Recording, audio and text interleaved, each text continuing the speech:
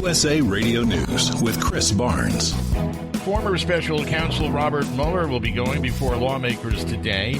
Mueller will testify in back-to-back hearings of the House Judiciary and Intelligence Committees. He's regarded a reluctant witness, saying his roughly 400-page written report should speak for itself.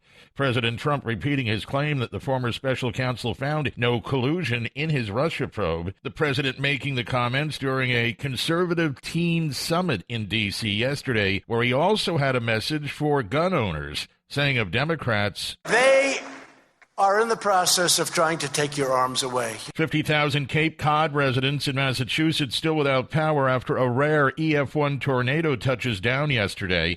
The National Weather Service says it had winds of 110 miles an hour and tore the roof off a hotel. No one was injured.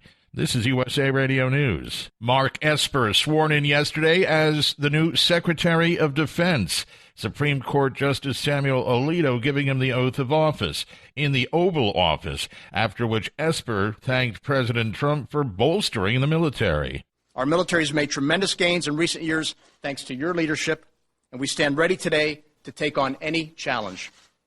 And while our soldiers, sailors, airmen, and Marines stand guard each and every day, we will ensure their families are well taken care of.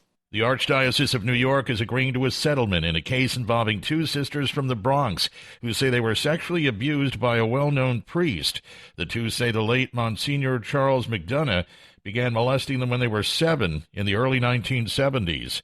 A piece of music history on the auction block, Lucille, the guitar of the late blues legend B.B. King, will go up for bid in September.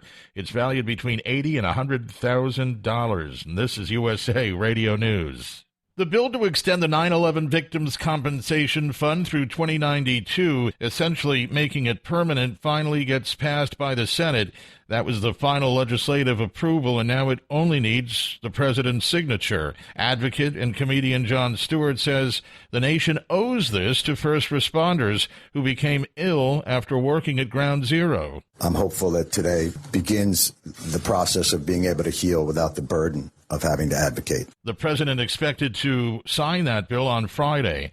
Reports are Puerto Rico's Governor Ricardo Rossello will resign today after more than a week of protests calling for him to step down. That after publication of messages between Rossello and his closest advisors, which included jokes about Hurricane Maria victims and homophobic comments. Air pollution contributed to more than 30,000 U.S. deaths in 2015, the most recent year they have the data for the new study that was just released in the journal PLOS Medicine.